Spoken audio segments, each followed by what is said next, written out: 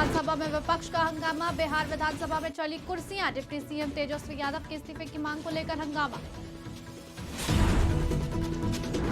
भाजपा ने टीएमसी पर बोला हमला। ममता बनर्जी को बताया निर्दयी। कहा हिंसा के लिए ममता सरकार जिम्मेदार।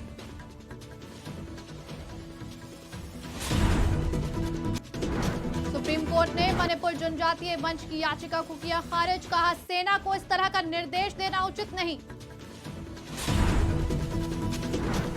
शीर्ष कोर्ट से केंद्र को झटका। ईडी निदेशक का कार्यकाल बढ़ाना अवैध, ऐसा कहा सुप्रीम कोर्ट ने। भारी बारिश में सीएम का एक्शन मोड। मुख्यमंत्री ने प्रभावित क्षेत्रों का किया निरीक्षण। ड्रेनेज की समस्या के दिए निर्देश। नमस्कार, मैं हूं आपके साथ नबीला उरूज और आप देख रहे हैं आज की खबर। रुक करते हैं बड़ी खबरों की तरफ।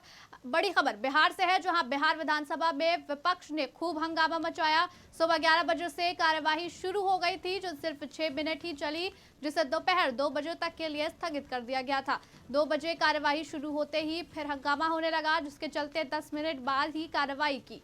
सदन में इतना हंगामा हुआ कि सदन को स्थगित करने की नौबत आ गई। विधानसभा में कुर्सियां तक फेंकी गई। इतना ही नहीं, सदन में आज तेजस्वी यादव के इस्तीफे की मांग भी उठी। तेजस्वी के मुताबिक विधानसभा में भाजपा सदस्य सदन के बीचों बीच आ गए और फर्नीचर को उलटने की कोशिश करने लगे, जिससे अध्यक्ष अवध बिहारी चौधरी गुस्से में चिल्लाने लगे और अनियंत्रित विधायकों के खिलाफ कार्रवाई की धमकी दी। ऐसा ही कुछ नजारा विधानसभा परिषद में भी देखने को मिला। पश्चिम बंगाल के कई जिलों में हिंसा के बीच पंचायत चुनावों का समापन हुआ। चुनाव में हुई हिंसा के बाद से ममता बनर्जी पर भाजपा का लगातार वार जारी है। भाजपा का कहना है कि ममता बनर्जी माँ, माटी और मानुष की बात करती थी। आज माँ रो रही है, माटी खून से सनी हुई है और मानुष की हत्या हो गई है। भाजपा के राष्ट्रीय प्रवक्ता संबित पात्रा ने दावा किया कि सत्तारूढ़ टीएमसी की दादागिरी की राजनीति मतगणना के दिन भी जारी थी।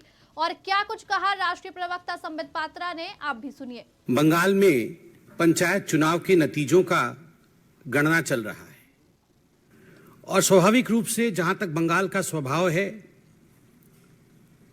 हम जानते हैं कि कहा जाता था कि what Bengal thinks today India thinks tomorrow. जिस भूमि से कभी वंदे मातरम के शब्द उपजे थे, आज बड़े दुख के साथ कहना पड़ रहा है कि आज उसी भूमि में थैंक्स टू टीएमसी जिस प्रकार की हिंसा हो रही है। ममता जी, आपको उत्तर देना होगा, क्या यह लोकतंत्र है कि एक राज्य के लोग चुनावी गणना के दिन राज्य छोड़ करके दूसरे राज्य में वो शरण लेते हैं? और ये पहली बार नहीं हो रहा है, असेंबली के चुनाव में भी ठीक इसी प्रकार हुआ था। मणिपुर में हिंसा रुकने का नाम नहीं ले रही है और आए दिन कोई ना कोई झड़प, हिंसा या आगजनी की खबर आती रहती है। तो अब वहीं मणिपुर जनजातीय मंच द्वारा दायर याचिका को सुप्रीम कोर्ट ने खारिज कर दिया है। दरअसल मणिपुर जनजातीय मंच ने कोर्ट से गुहार लगाया था कि राज्य में कुकी जनजाति की सुरक्षा की जिम्मेदारी भारतीय सेना को दी जाए। कोर्ट ने कहा कि सेना और अर्धसैनिक बलों को इस तरह का निर्देश देना उचित नहीं होगा। इससे पहले सीजेआई सोमवार को मणिपुर की स्थिति पर कई याचिकाओं पर सुनवाई करते हुए कहा था कि सुप्रीम कोर्ट कानून और व्यवस्था नहीं चला सकता है, ये काम चुनी हुई सरकार का है। जानकारी के लिए आपको बता दें कि 3 मई से मणिपुर में हो रही हिंसा की शुरुआत हुई थी, जब मैतेई समुदाय और कुकी आदिवासी के बीच हिंसा भड़क उठी। पिछले 2 महीने से अधिक समय से पूरे राज्य में हिंसा की स्थिति है और स्थिति को नियंत्रण में लाने के लिए केंद्र सरकार को अर्धसैनिक बलों को भी तैनात करना पड़ा। स्थिति को देखते हुए पूरे मणिपुर में इंटरनेट सेवाएं 3 मई से बंद कर दी गई थी और अभी तक बंद हैं, ताकि किसी तरह के हालात न बिगड़े।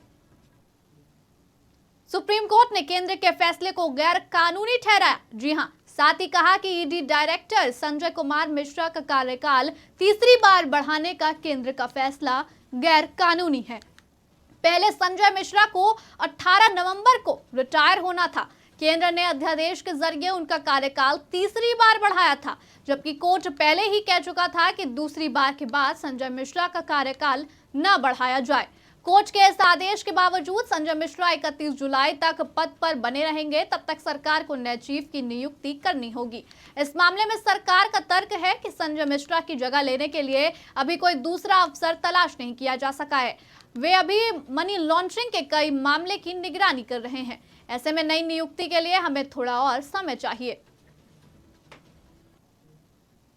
मुख्यमंत्री पुष्कर सिंह धामी ने मंगलवार को बरसात से प्रभावित क्षेत्रों का निरीक्षण किया, जिसके दौरान आईएसबीटी देहरादून में सड़क पर जलभराव को देखते हुए सीएम ने जिलाधिकारी देहरादून को निर्देश दिए कि जलभराव के कारणों की जांच की जाए और जो भी अधिकारी इसमें दोषी पाए जाते हैं उन पर सख्त कार्रवाई हो। तो वहीं चंद्रबनी में एक कॉलोनी में जंगल से पानी आने की वजह से जलभराव की स्थिति पैदा हुई। स्थानीय लोगों ने बताया कि यहां पर सुरक्षा दीवार का काम पूरा न होने के कारण ये समस्या आ रही है। इस समस्या को सुनकर मुख्यमंत्री ने जिलाधिकारी देहरादून को निर्देश दिए कि इस समस्या का शीघ्र समाधान किया जाए। फिलहाल इस बुलेटिन में इतना ही। देश और दुनिया की तमाम खबरों के लिए बने रहिए आज की खबर के साथ।